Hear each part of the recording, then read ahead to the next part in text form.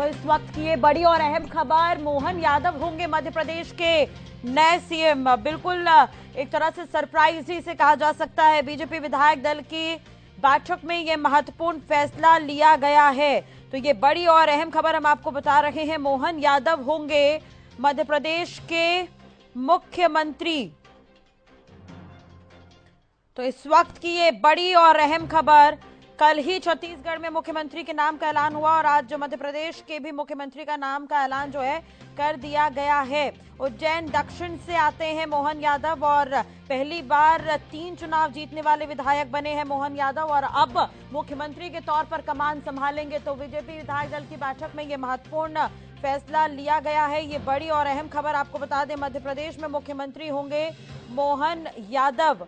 उज्जैन दक्षिण में एक साथ इन्होंने 3 बार चुनाव जीता और पहले विधायक बने हैं 3 बार चुनाव जीतने वाले उज्जैन दक्षिण से और अब मध्य प्रदेश के मुख्यमंत्री भी होंगे मोहन यादव। तो ये बड़ी और अहम खबर हम आपको बता दें कि मोहन यादव उज्जैन दक्षिण से विधायक हैं, मध्य प्रदेश के मुख्यमंत्री होंगे।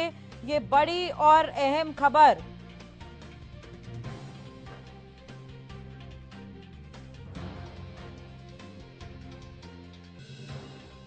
चेतन यादव को हराकर इन्होंने उज्जैन दक्षिण से चुनाव जीता था और उसके बाद अब मध्य प्रदेश के मुख्यमंत्री के तौर पर कमान संभालेंगे। तो शिवराज के काफी करीबी भी माने जाते हैं मोहन यादव और ये बड़ी और अहम खबर आपको बता दें। तो इस वक्त ये बड़ी खबर, उच्च शिक्षा मंत्री के तौर पर भी इन्होंने काम किया है और अब मुख्यमंत्री के तौर पर कमान संभालते हुए नजर आएंगे। तो शिवराज सरकार में उच्च शिक्षा मंत्री थे मोहन यादव। हरियाणा न्यूज के पॉलिटिकल एडिटर अमित तिवारी जी हमारे साथ जुड़ गए हैं ज्यादा जानकारी के लिए। अमित जी, एक तरह से देखा जाए तो सरप्राइज ही है। कई तरह के नाम सामने आ रहे थे जिसमें शिवराज का नाम पहले था, प्रहलाद पटेल थे, तोमर जैसे नाम यहां पर शामिल थे, लेकिन मोहन यादव को यह जिम्मेदारी सौंपी गई है। किस तरह से देख रहे हैं आप इसे? जी बिल्कुल राजश्री, आपका कहना ठीक है कि भारतीय जनता पार्टी हमेशा चौंकाने वाले फैसले लेती है और खासतौर पर जब मध्य प्रदेश जैसा एक बड़ा राज्य है और वहाँ भारतीय जनता पार्टी ने 163 सीटों से चुनाव जीता है और एक प्रचंड जीत के बाद देखिए शिवराज सिंह के नेतृत्व में हालांकि कोई चेहरा नहीं था वहां, लेकिन वो लगातार मुख्यमंत्री के पद पर सुशोभित उन्होंने किया उस पद को और कई तरह के नाम सामने आ रहे थे। लेकिन इसी बीच अब यह मोहन यादव के रूप में नया नाम सामने आ गया है और आज इसकी घोषणा भी कर दी गई है। पर्यवेक्षक सुबह पहुंच गए थे, मुख्यमंत्री मनोहर लाल पर्यवेक्षक के तौर पर पहुंचे और साथ साथ जो 2 अन्य ड्यूटियां भी लगाई गई थी और अब जो नाम घोषित कर दिया गया है। तो ऐसे में एक चौंकाने वाला फैसला। और देखिए शिवराज सिंह, ज्योतिरादित्य, नरेंद्र सिंह तोमर, राकेश सिंह, कैलाश विजयवर्गीय के नाम भी चर्चा में थे, लेकिन चर्चाओं से दूर यह नाम एक अलग भारतीय जनता पार्टी के शीर्ष नेतृत्व में ने निकाला है और विधायक दल की बैठक में इस बात का निर्णय हो गया। और उज्जैन दक्षिण से विधायक हैं मोहनलाल यादव और पहले जैसा आपने बताया कि शिक्षा मंत्री के पद पर भी रहे हैं। तो एक तरह से चौंकाने वाला फैसला। और पर्यवेक्षक पहुंचे, जैसे मनोहर लाल खट्टर खुद पहुंचे थे और भाजपा के सांसद के लक्ष्मण और आशा लकड़ा, देखिए इस भारतीय जनता पार्टी की शीर्ष नेतृत्व की ओर से इन्हें पर्यवेक्षक बनाकर भेजा गया था और अब सीएम के नाम पर मुहर लगी और सारी तरह की जो असमंजस की स्थिति थी उस पर विराम लग गया है।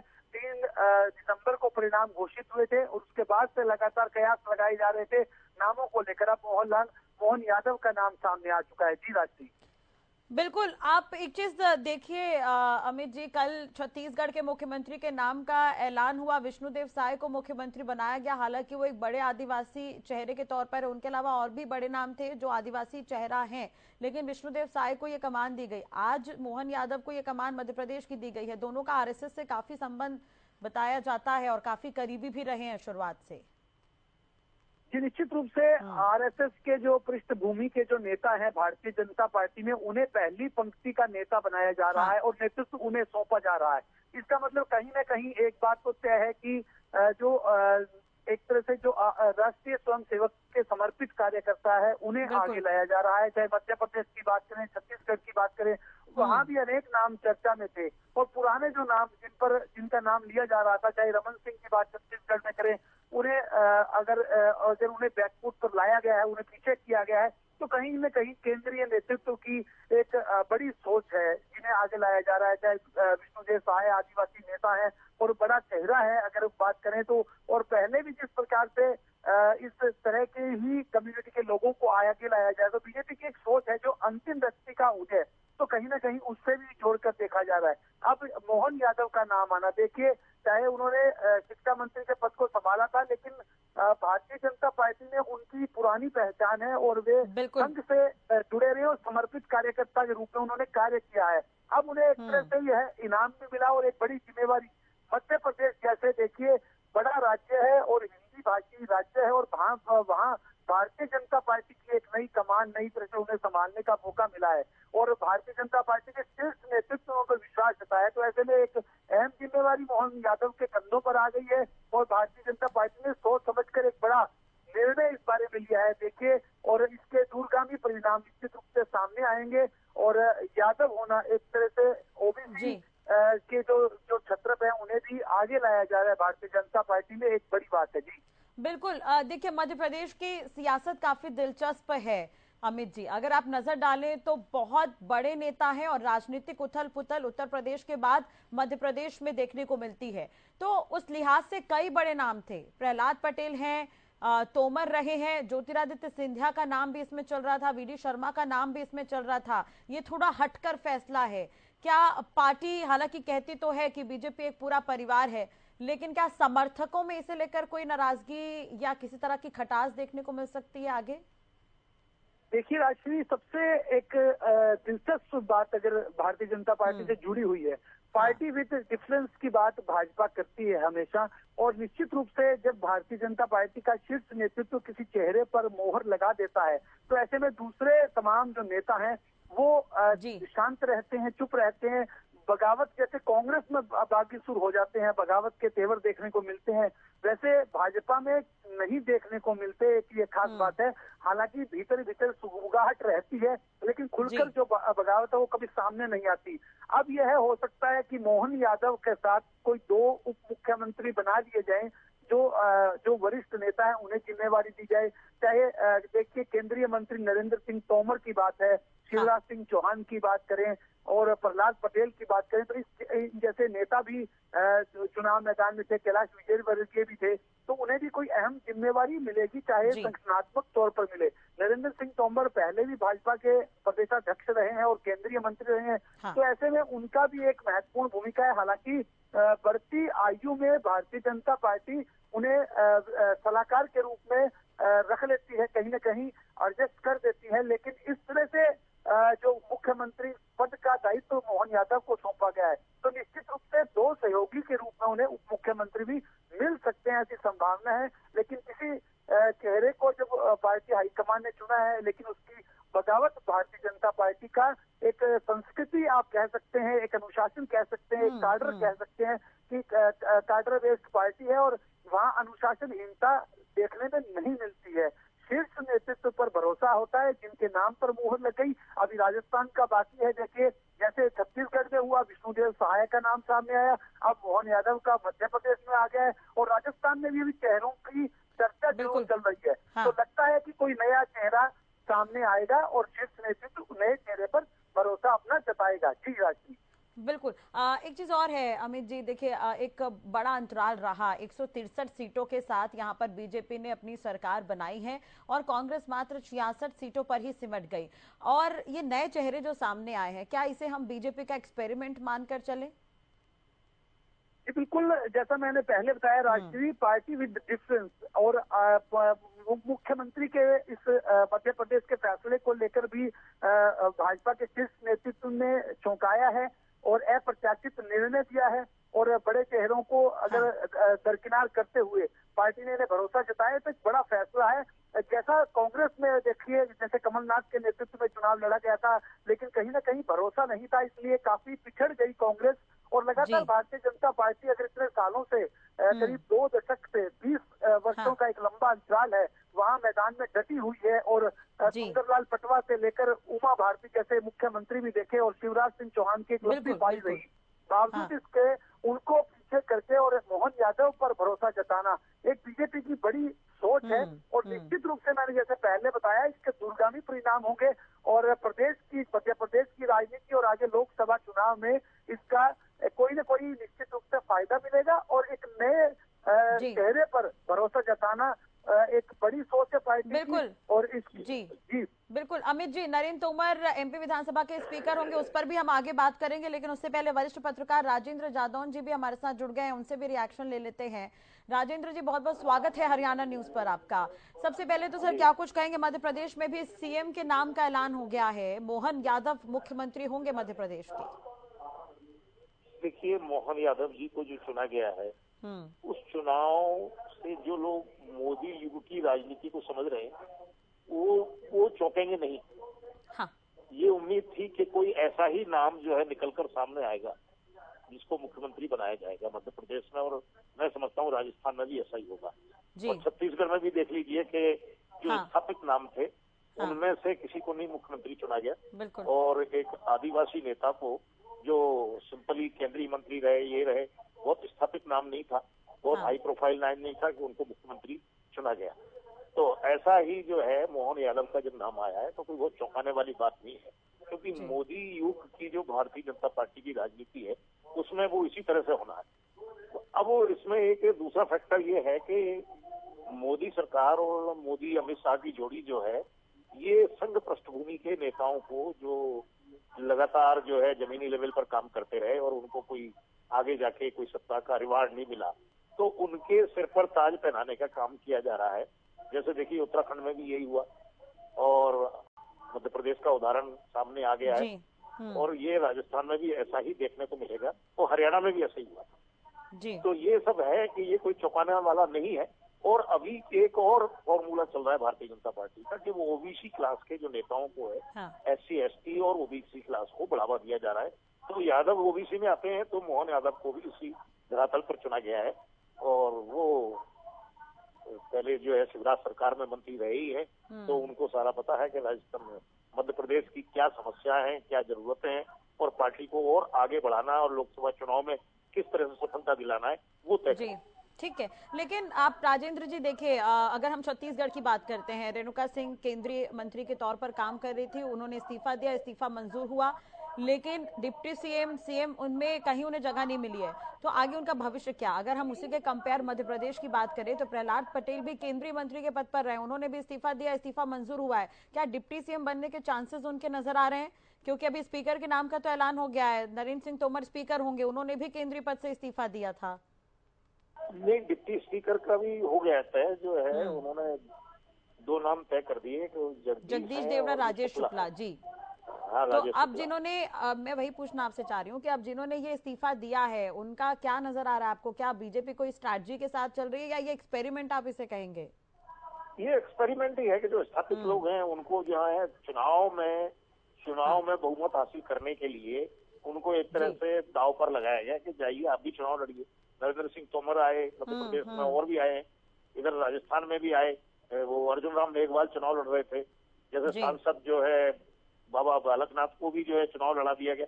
तो इस तरह से इन्होंने एक्सपेरिमेंट किया। राज्यवर्धन सिंह राठौड़ थे, तो वो भी केंद्र में रहे हुए थे, उनको भी चुनाव लड़ा दिया राजस्थान में।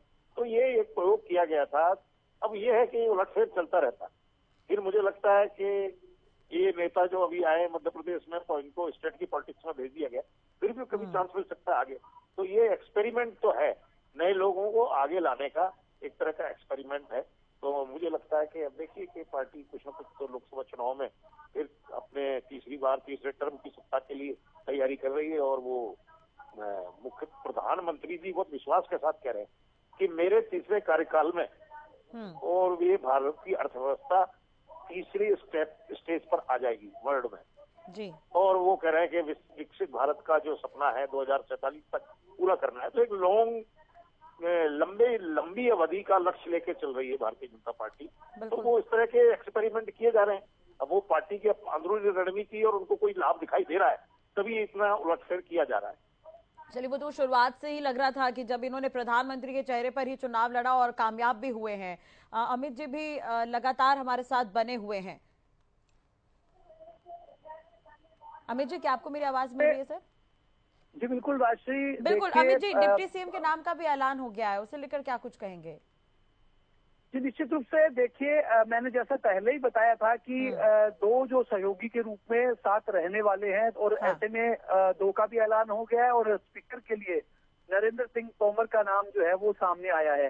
तो ऐसे में भारतीय जनता पार्टी की रणनीति थी एक तरह से यह पहले से ही, और किसी का चेहरे का ऐलान नहीं किया गया। देखिए तीनों ही राज्यों में, और तीनों ही राज्य आपस में सटे हुए हैं। राजस्थान के बाद मध्य प्रदेश बिल्कुल सटा हुआ है, मध्य प्रदेश से छत्तीसगढ़ निकल कर बना, और साथ साथ जुड़ा हुआ हिंदी भाषी इलाके हैं। और यहाँ पर कोई चेहरा सामने नहीं आया, भारतीय जनता पार्टी ने किसी चेहरे को आगे नहीं किया। नरेंद्र मोदी खुद वहाँ एक तरह से रैलियों के माध्यम से उन्होंने भाजपा के लिए और अपने चेहरे के लिए वो उन्होंने दिखाकर वोट मांगे, और उसमें भारतीय जनता पार्टी की यह रणनीति जो है वो सफल भी रही, और एक तरह से परसेंट बहुमत जो है वो लेकर भाजपा आई। और अब दो चेहरे जो आ गए उप मुख्यमंत्री के लिए, और स्पीकर का नाम भी आ गया है।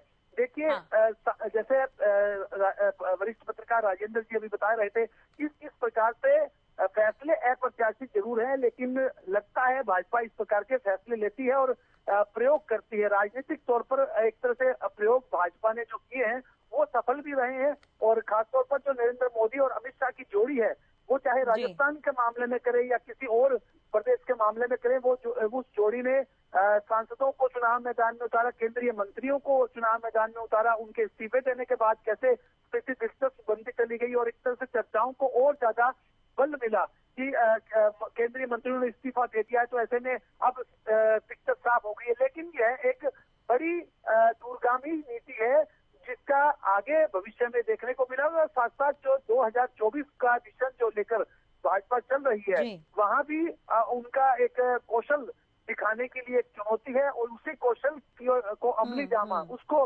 आगे लाना, उस नीति को अमली जामा पहनाने की सोच के साथ ही मोहन यादव का नाम सामने आता है, और छत्तीसगढ़ में विष्णुदेव सहाय का नाम आता है, और राजस्थान में भी ऐसा ही एक नया प्रयोग देखने को मिल सकता है। राजश्री बिल्कुल, और जैसे कल छत्तीसगढ़ में सीएम के नाम का ऐलान हुआ, तो काफी मध्य प्रदेश में कौन होगा सीएम, इसे लेकर काफी वर्चस्व रहा। हालांकि बिल्कुल जिस तरह से कयास लगाए जा रहे थे, रेस में नाम शामिल नहीं था मोहन यादव का, और वही सीएम बने हैं। अब राजस्थान के लिए भी और भी ज्यादा धड़कनें तेज हो गई होंगी कि कौन मुख्यमंत्री अब राजस्थान का होगा। लेकिन दूसरी तरफ जगदीश देवड़ा डिप्टी सीएम बनाए गए हैं। अमित जी, उसे लेकर क्या कुछ कहेंगे? भरोसेमंद चेहरे के तौर पर ये मध्य प्रदेश में जाने जाते हैं।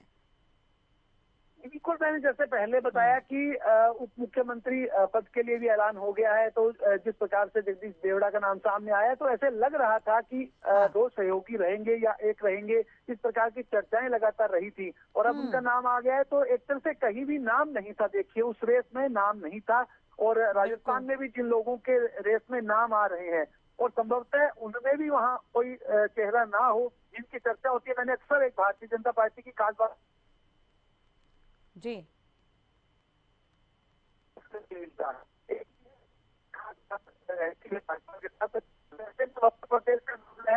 का मामला है और मामला है। यहाँ बाबा वर्मा का नाम चल रहा है। वसुंधरा राजे भी अपने समर्थकों को उन्होंने इकट्ठा किया, करीब 40 एमएलए लेकर उन्होंने इस प्रकार का शक्ति प्रदर्शन करने का काम किया है। लेकिन यहाँ शक्ति प्रदर्शन की राजनीति चलती नहीं है। मैंने जैसे पहले बताया कि अनुशासन की राजनीति चलती है। जिनका नाम शीर्ष नेतृत्व ले देता है उसका जी बिल्कुल। अमित जी बने रहेगा हमारे साथ। राजेंद्र जी भी लगातार हमारे साथ जुड़े हुए हैं। राजेंद्र जी, जिस तरह से अगर आप देखें, छत्तीसगढ़ में पहले आदिवासी चेहरा जो कि सीएम है, एक ओबीसी वर्ग से है जो कि डिप्टी सीएम है, तीसरा चेहरा जो कि विजय शर्मा का नाम है वो सामान्य वर्ग से आते हैं। तो वैसा ही कुछ मध्य प्रदेश में भी किया गया, तो राजस्थान में भी क्या इस तरह की संभावना नजर आ रही है? निश्चित तौर पर मुझे लगता है कि जो मोदी जी और अमित शाह जी के संबोधन और तमाम स्पीचेज पर नजर रखते हैं, उनको सुनते हैं, तो उनको पहले से ही ये संकेत मिल रहा था। जैसे तेलंगाना में अमित शाह ने एक जनसभा को संबोधित किया और उन्होंने कहा कि अगर भारतीय जनता पार्टी सत्ता में आएगी तो हम ओबीसी क्लास से मुख्यमंत्री बनाएंगे। हाँ। अभी देखिए कि ये ओबीसी क्लास को और SC/ST को बढ़ाने का काम चल रहा है, और वो जो है मोदी जी और अमित शाह जी लगातार ये संकेत देते रहे। उन्होंने लगातार ये कहा कि ओबीसी और SC/ST को कांग्रेस ने वोट बैंक की तरह इस्तेमाल किया और उनको कहीं बढ़ाने का काम नहीं किया। अब देखिए कि राष्ट्रपति पद पर वो एसटी क्लास से आई द्रौपदी मुर्मू।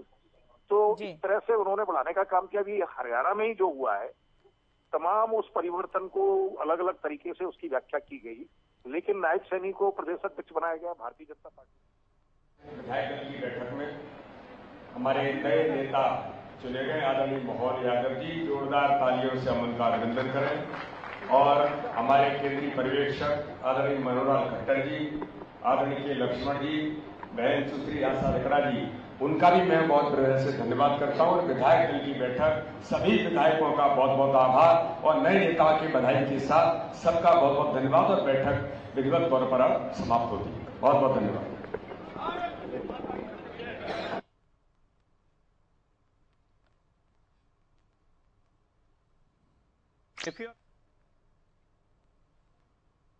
तो उज्जैन दक्षिण से विधायक मोहन यादव जो अब मध्य प्रदेश के मुख्यमंत्री होंगे, तो ये बड़ी खबर एक बार फिर से आपको बता दें, मध्य प्रदेश में भी सीएम का चेहरा कौन होगा ये साफ हो गया है। मोहन यादव काफी करीबी माने जाते हैं आरएसएस के।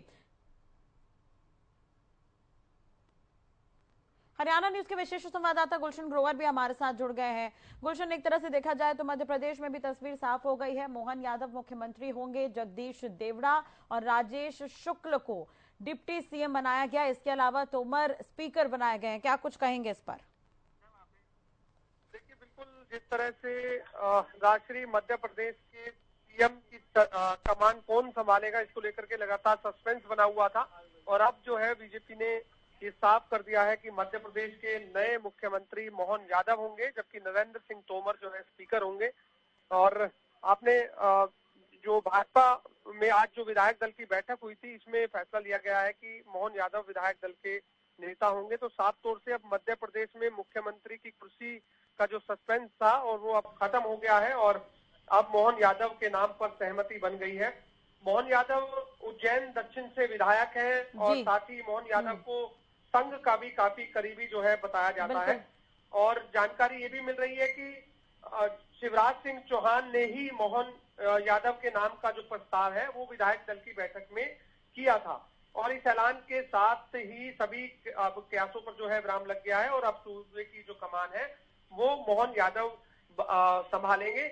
और साथ में राष्ट्रीय इसमें यह भी है कि इस अहम फैसले से पहले बीजेपी आलाकमान ने आज भोपाल में पर्यवेक्षकों की भी एक टीम भेजी थी, जिसमें हरियाणा के मुख्यमंत्री मनोहर लाल थे, आशा लाकड़ा थी और एक लक्ष्मण के थे, उनका नाम शामिल था। तो तीनों आज पर्यवेक्षक के तौर पर मुख्यमंत्री का ऐलान करने के लिए यहाँ पर भोपाल गए थे, और भोपाल पहुंचने के बाद मनोहर लाल जो हरियाणा के मुख्यमंत्री मनोहर लाल, वो अन्य पर्यवेक्षकों के साथ सबसे पहले मुख्यमंत्री आवास पर ही पहुंचे थे, जो कि यहाँ पर पहुंचने के बाद उन्होंने सबसे पहले शिवराज सिंह चौहान से मुलाकात की थी, और उसके बाद जो भी बीजेपी आलाकमान का जो फरमान था जो मुख्यमंत्री लेकर गए थे दिल्ली से, और भोपाल पहुंचने के बाद उन्होंने वो फरमान जो है वहां सुनाया, और उसके बाद लगातार वो मुख्यमंत्री बीजेपी के राष्ट्रीय अध्यक्ष जेपी नड्डा से भी लगातार वो संपर्क में बने हुए थे।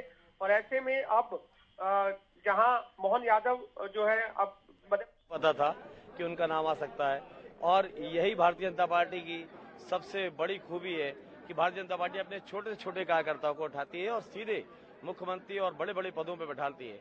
और आज फिर भारतीय जनता पार्टी ने पूरे प्रदेश को एक तरफ जहां लोग कह रहे हैं कि चौंकाया है, वहीं दूसरी तरफ मैं ये कहना चाहता हूं कि एक सामान्य और बहुत छोटे कार्यकर्ता को उठा के मुख्यमंत्री जैसे शीर्ष पद पे बैठाया, इसका लाभ।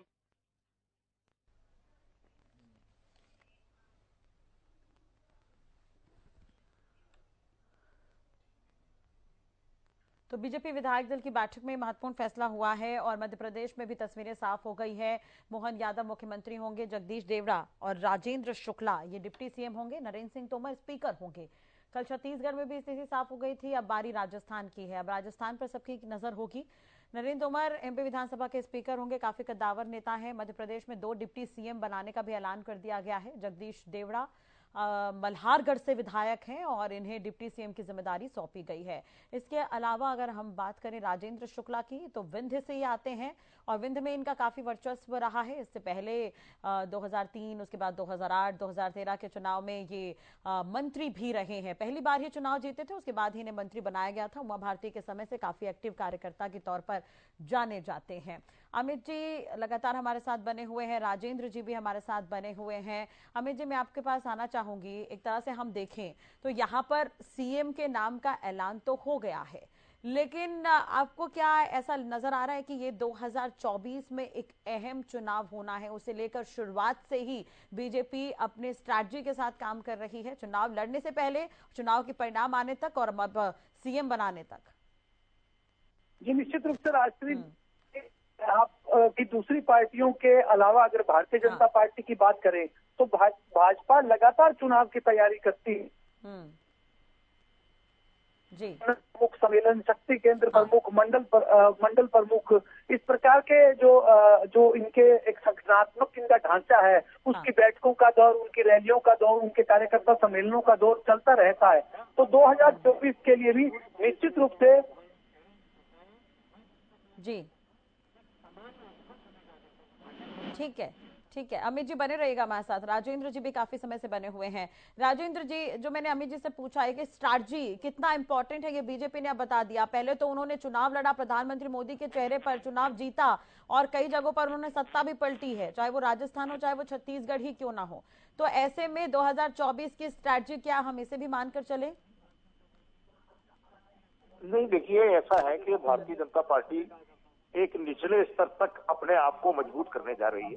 जिस तरह से संगठन का ढांचा खड़ा किया गया, पन्ना प्रमुख सम्मेलन हुए हैं, तो एक एक व्यक्ति तक पहुंचने की जो भारतीय जनता पार्टी की रणनीति है, अब उसी के तहत वो कोई इस तरह का वर्ग नहीं छोड़ना चाहती कि जिससे कोई दूसरे दल जो है उसको कम्पीट कर सके, उसका मुकाबला कर सके। जैसे उन्होंने एक लाभार्थी वर्ग खड़ा किया, अंत्योदय की भावना से जो काम करना शुरू किया, और लाभार्थी वर्ग में जो निचले स्तर पर जो गरीबी के रेखा के नीचे के लोग थे और गरीबी की रेखा के नॉर्म से भी बल्कि नीचे थे, उनको उनके आर्थिक उत्थान के लिए जो काम किया है और उनको जो रियायती योजनाएं उनके लिए जो लागू की हैं, उससे भारतीय जनता पार्टी को बहुत बड़ा संबल मिला है, बड़ी ताकत मिली है। ऐसे ही जो वर्ग आधारित राजनीति थी, SC, ST और OBC और यह, तो इसको भी भारतीय जनता पार्टी जो है बिल्कुल समाप्त कर देना चाहती है, सारी बाउंड्री तोड़ के, और वो उन सब लोगों को अपने साथ जोड़ना चाहती है। तो इसलिए अभी जो है ना OBC पर बहुत जोर दिया जा रहा है। इसीलिए OBC वर्ग के मुख्यमंत्री चुने गए, राष्ट्रपति जी को चुना गया, और भी तमाम आगे भी जो है रणनीति जारी रहेगी। पार्टी पदों पर भी जो है OBC क्लास के नेताओं को आगे लाया जा रहा है, प्रमुखता दी जा रही है। तो ये मुझे लग रहा है कि अब इनकी रणनीति आगे चलती रहेगी, तो लोकसभा चुनाव में निश्चित तौर पर भारतीय जनता पार्टी को इसको बड़ा लाभ मिलेगा। और मुझे लगता है कि उस रणनीति के तहत काम कर रहे हैं, और जिस आत्मविश्वास के साथ प्रधानमंत्री जी कह रहे हैं कि मेरे तीसरे टर्म में अर्थव्यवस्था जो है तीसरे नंबर पर पहुंच जाएगी विश्व में, तो मुझे लगता है कि सब सोची समझी रणनीति और ठोस रणनीति के तहत काम किया जा रहा है, तो भारतीय जनता पार्टी को इसका लाभ मिलेगा, ऐसा निश्चित दिखाई देता है। लोकसभा चुनाव में भी, अब आने वाले लोकसभा चुनाव में भी पार्टी बहुमत हासिल करके और तीसरी बार सरकार केंद्र में बना सकती है, और अपना जो भी एजेंडा है उनका विकसित भारत का, उसको आगे बढ़ाने का काम किया जा सकता है। बिल्कुल। गुलशन भी हमारे साथ बने हुए हैं। गुलशन, मैं आपके पास आना चाहूंगी। एक तरह से देखा जाए तो मुख्यमंत्री मनोहर लाल भी वहां पर पहुंचे थे, पर्यवेक्षक टीम में महत्वपूर्ण हिस्सा रहे और काफी देरों तक ये मंथन भी चलता रहा। 8 दिन बाद ये सीएम का नाम का ऐलान यहाँ पर किया गया है। आज भी काफी देर तक ये बैठक चली है, तो सीएम के शेड्यूल को लेकर और कोई अपडेट है क्या आपके पास, कोई जानकारी? देखिए, बिल्कुल, अब मध्य प्रदेश के मुख्यमंत्री का ऐलान हो चुका है। मोहन यादव मुख्यमंत्री होंगे, और अब हरियाणा के सीएम मनोहर लाल अब मध्य प्रदेश से सीधा चंडीगढ़ के लिए रवाना होंगे, और चंडीगढ़ में कल राजभवन में एक शपथ ग्रहण समारोह है, जो कि सोनिया तिरका खुल्लर को चेयरमैन बनाया गया है। तो ऐसे में वहां उस शपथ ग्रहण में शामिल होंगे। तो फिलहाल जो पर्यवेक्षक के तौर पर मुख्यमंत्री मनोहर लाल की जो जिम्मेदारी थी, जो केंद्रीय नेतृत्व ने एक बड़ी जिम्मेदारी के तहत उन्हें मध्य प्रदेश भेजा था, तो ऐसे में अब मोहन यादव, जो कि जिस तरह से मोहन यादव का ऐलान हुआ है, उससे पूरी मध्य प्रदेश की जनता ही नहीं बल्कि पूरे देश की जनता को जो है चौंकाने का काम यहाँ पर बीजेपी ने किया है, क्योंकि उनका नाम कहीं भी नहीं लिया जा रहा था, जबकि और अन्य नेता थे उनका नाम जरूर लिया जा रहा था जी। लेकिन मोहन यादव की अगर बात करें तो मोहन यादव हालांकि शिवराज सिंह चौहान सरकार में कैबिनेट मंत्री भी बने थे, और इस दौरान जो मोहन यादव की जो छवि है वो एक हिंदूवादी नेता की रही है। और सबसे बड़ी बात यह है कि OBC वोटरों को लुभाने के लिए कहीं ना कहीं बीजेपी ने ये दाव खेला है, क्योंकि लोकसभा चुनाव है। तो ऐसे में लोकसभा चुनाव को देखते हुए भी कहीं ना कहीं जिस तरह ओबीसी चेहरा को मुख्यमंत्री पद का दावेदार यहाँ पर बनाया गया है मध्य प्रदेश का, तो साफ तौर से ओबीसी वोटर यहाँ पर बीजेपी को जरूर लोकसभा चुनावों में समर्थन देते हुए नजर आएंगे। और जब भी बीजेपी ने किसी भी पद का ऐलान किया है तो वो चौंकाने वाले जरूर ऐलान किए हैं। हरियाणा की बात करें, हरियाणा में भी इसी तरह से मुख्यमंत्री जब मनोहर लाल बने थे तो चौंकाने वाला नाम सामने आया था। तो वैसे में मध्य प्रदेश में भी मोहन यादव, जो कि एक चौंकाने वाला नाम जो है बीजेपी ने दिया है, और ऐसे में अब मध्य प्रदेश की कमान जो है मोहन यादव संभालेंगे और सीएम का चेहरा मध्य प्रदेश में मोहन यादव होंगे। बिल्कुल। चलिए, अब अमित जी, एक तरह से देखा जाए तो हालांकि दोनों ही राज्यों में सीएम के नाम का ऐलान हो गया, बारी राजस्थान की, लेकिन उसके इतर अगर हम बात करें तो मिशन 2024 हरियाणा में भी चुनाव होने हैं सर। तो क्या हरियाणा में भी इस तरह के कुछ जिनके कयास नहीं है या सरप्राइज हरियाणा में भी क्या मिल सकते हैं? क्या यहाँ पर भी सीएम के चेहरे के नाम का ऐलान नहीं होगा, प्रधानमंत्री के नाम पर ही चुनाव लड़ा जाएगा? किस तरह से नजर आ रहा है हरियाणा का इलेक्शन आगे?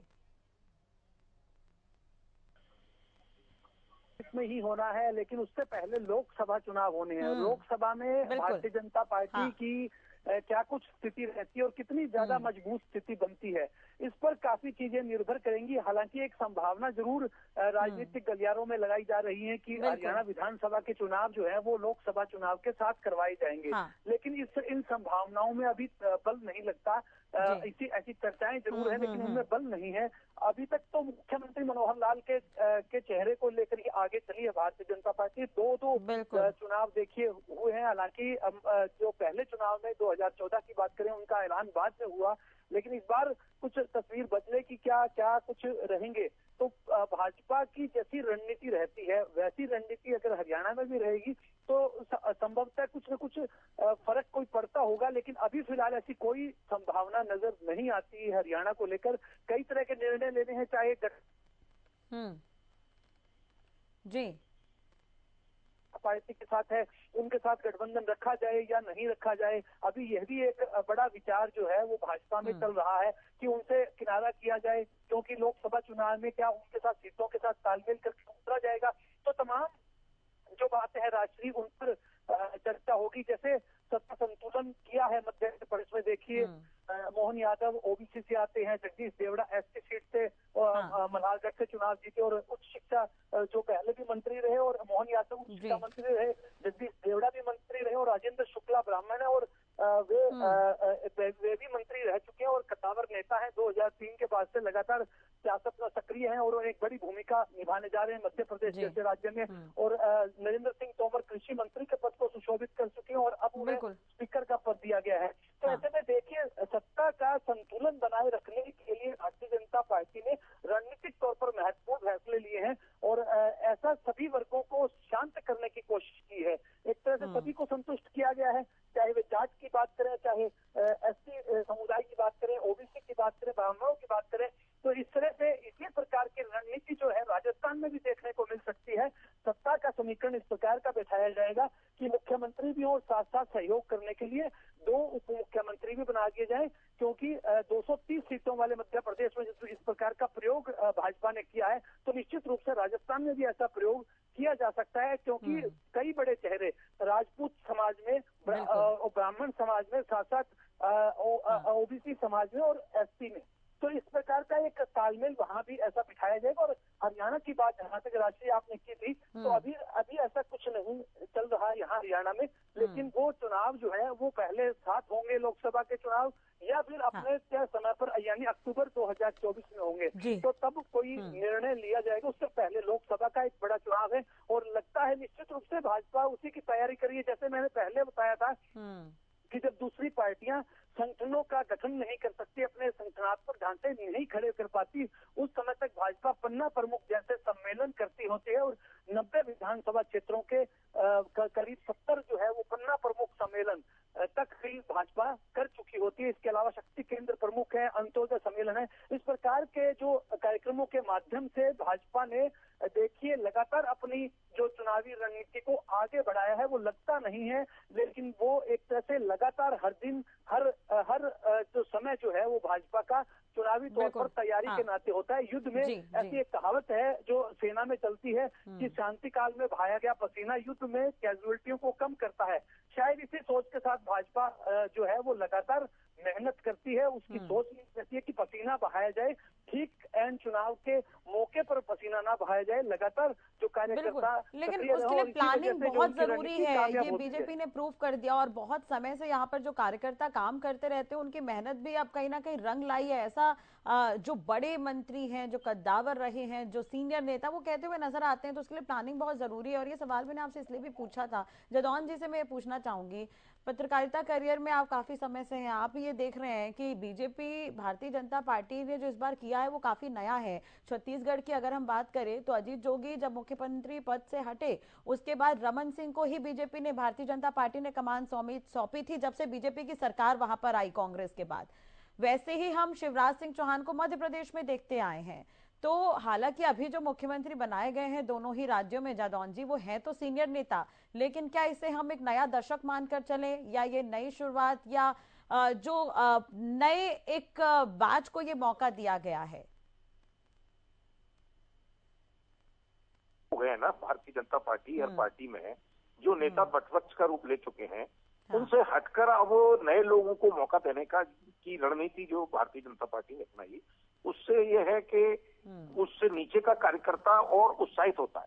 उसको लगता है कि हमें भी मौका मिलेगा, कोई दिन ऐसा आएगा कि जब इनको मिल गया है तो हमको भी मिलेगा। नहीं तो लोग, कार्यकर्ताओं को हमेशा निराशा बनी रहती है कि ये नेता हैं और ये ही बने रहेंगे, इन्हीं को मौका मिल रहा है, हमारा मौका कब आएगा। मुझे लगता है कि शुरू से ही मोदी सरकार ने ये रणनीति अपनाई है कि जो लो प्रोफाइल थे और जमीनी स्तर पर काम कर रहे थे उनको पिक करके उनको चुना गया। और मुझे लग रहा है उनको चुन के और अच्छे जिम्मेदार पदों पर, संवैधानिक पदों पर उनको बैठाया गया और इनकी ये रणनीति सफल रही। जैसे हरियाणा में प्रधानमंत्री जी और गृह मंत्री अमित शाह जी लगातार जो है मुख्यमंत्री मनोहर लाल जी की तारीफ करते हैं। वो कहते हैं कि बहुत लंबे समय बाद ऐसा इतना ईमानदार मुख्यमंत्री मिला है। और जिस तरह से उन्होंने व्यवस्थाओं में परिवर्तन के लिए मनोहर लाल जी ने काम किया है, उससे वो काफी केंद्रीय नेतृत्व, प्रधानमंत्री और गृह मंत्री की जो जोड़ी है वो काफी संतुष्ट है। तो उनको लगा कि पृष्ठभूमि, संघ की पृष्ठभूमि से जो निकले हुए नेता हैं वो काफी ईमानदारी और निष्ठा के साथ कार्य करते हैं। तो मुझे लग रहा है कि अब भारतीय जनता पार्टी का नेतृत्व इसी लाइन पर आगे बढ़ना चाहता है और इसी लाइन पर ही उन्होंने मोहन यादव को मुख्यमंत्री नियुक्त किया। और अब ओबीसी क्लास भी एक टारगेट है, क्योंकि अब ये कांग्रेस मुक्त भारत का जिन्होंने ये नारा दिया था, तो जो वर्ग आधारित राजनीति या वोट बैंक की राजनीति थी उसको खत्म करने के लिए भी भारतीय जनता पार्टी की रणनीति को देखा जा सकता है कि इस पुरानी परंपरागत इस तरह की राजनीति को, वर्ग भेद की राजनीति या वोट बैंक की राजनीति को खत्म करने के लिए भारतीय जनता पार्टी इस रणनीति पर चल रही है। अभी मोहन यादव जी अगर मध्य प्रदेश के मुख्यमंत्री बन गए हैं तो उत्तर प्रदेश में बड़ा यादव वोट बैंक है, वो कहीं ना कहीं जब मुख्यमंत्री पद पर होंगे और वहां जाएंगे उत्तर प्रदेश में, तो यादवों को भारतीय जनता पार्टी करने का काम भी करेंगे। बिल्कुल जादौन जी, इस पर आगे भी हम बात करेंगे। वीरेंद्र सिंह चौहान हमारे साथ जुड़ गए हैं, बीजेपी प्रवक्ता। वीरेंद्र जी, स्वागत है हरियाणा न्यूज पर। क्या कुछ कहेंगे? छत्तीसगढ़ में मुख्यमंत्री के नाम का ऐलान हो गया, मध्य प्रदेश में मुख्यमंत्री के नाम का ऐलान हो गया। एक तरह से जो लोग रेस में शामिल नहीं थे उन्हें सीएम पद की जिम्मेदारी दी गई है। छत्तीसगढ़ में विष्णुदेव साय, मध्य प्रदेश में मोहन यादव मुख्यमंत्री होंगे। बीजेपी की स्ट्रैटेजी है ये? देखिए, भारतीय जनता पार्टी में दौड़ वोड़ ज्यादा मायने नहीं रखती, होड़ ज्यादा मायने नहीं रखती।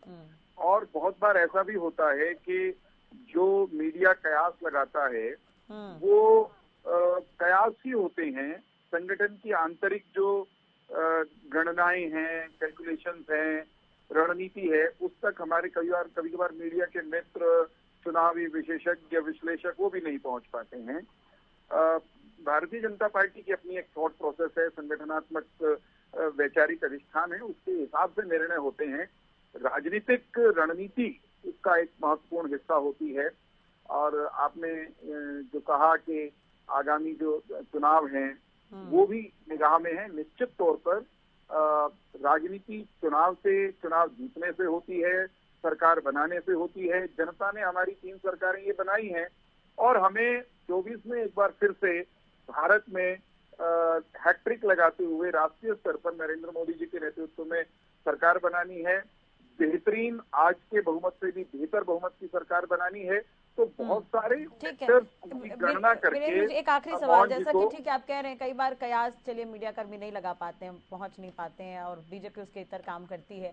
हरियाणा में कभी भी चुनाव होंगे सर, अभी तो तय नहीं है कि कब चुनाव होंगे, लेकिन जब भी चुनाव होंगे आगामी विधानसभा चुनाव, तो प्रधानमंत्री के चेहरे पर बाकी राज्यों में चुनाव लड़ा गया था और बीजेपी को सफलता भी मिली है कहीं ना कहीं। तो क्या वैसा हरियाणा में भी देखने को मिलेगा आगे? हर चुनाव की, हर राज्य के चुनाव की और हर राष्ट्रीय चुनाव की रणनीति, परिस्थितियां, फैक्टर्स, चेहरे, नारे अलग अलग होते हैं। कुछ चीजें हमेशा कॉमन होती हैं, जैसे नरेंद्र मोदी सब जगह हमारे लिए कॉमन है। हरियाणा में जब हम चुनाव में जाएंगे, रणनीति के एक एक फैसले को बहुत कायदे से गणना करके एक एक कदम रखने वाले हैं और हम हरियाणा में भी एक दमदार सरकार 19 से बेहतरीन या बेहतर कहिए उसको, बेहतर जनमत के साथ, जनादेश के साथ सरकार बनाएंगे। नए जो मुख्यमंत्री जिनको आप कह रहे हैं कि वो दौड़ में भी नहीं थे, मोहन यादव जी, सुशिक्षित मुख्यमंत्री हमने दिया है मध्य प्रदेश में। वो समाज के एक पिछड़े तबके का प्रतिनिधित्व करते हैं, ये भी एक महत्वपूर्ण बात है। वो MBA किए हुए हैं, PhD हैं, शिक्षा मंत्री के नाते उनका अनुभव भी है। वो सारी चीजें मध्य प्रदेश की जनता को लाभान्वित करेंगी। और ये मुख्यमंत्री, चाहे आदिवासी मुख्यमंत्री हमने छत्तीसगढ़ में दिए हों या OBC से हमने एक मुख्यमंत्री मध्य प्रदेश में दे दिए हों, ये सब राष्ट्रीय राजनीति को भी निश्चित तौर पर प्रभावित करेंगे। चले, बहुत बहुत शुक्रिया वीरेंद्र जी जुड़ने के लिए, हमारे साथ बातचीत करने के लिए। राजेंद्र जी आपका भी बहुत बहुत धन्यवाद। गुलशन आपका भी बहुत बहुत शुक्रिया। अमित जी भी जानकारी देते हुए नजर आ रहे थे, आपका भी बहुत बहुत शुक्रिया। एक तरह से देखा जाए तो अब मध्य प्रदेश में स्थिति साफ हो गई है। कुल मिलाकर यहाँ पर मोहन यादव मुख्यमंत्री होंगे। अब राजस्थान की बारी है, इस पर भी नजर बनी रहेगी। फिलहाल इस बुलेटिन में इतना ही। नमस्कार।